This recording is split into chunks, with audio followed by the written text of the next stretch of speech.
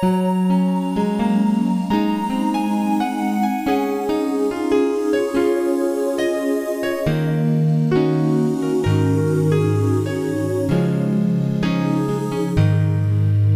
Daniel may isang pangitain sa gabi, apat na hayop nagsiahon sa tubig. Apat na kaharian ang sinisimboluhan na maghahari sa sanlibutan. Ang leon ay ang dakilang Babilonya, ang oso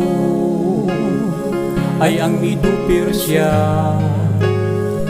ang leopardo ay ang Grisya, ang huling hayop na kakaiba ay ang Roma.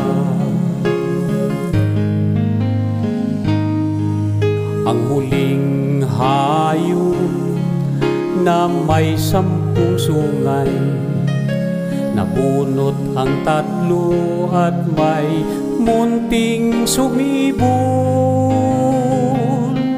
Siya'y nagsasalita ng mga kapusungan, inisip niyang baguhin ang panahon at kautusan. Ang leon ay ang dakilang Babilonya, ang oso ay ang Medo-Persia, ang leopardo ay ang Grisya, ang huling hayop na kakaiba ay ang Roma. Hindi na magtatagal, si Kristo ay darating upang wawakasan ang kaharian sa mundo.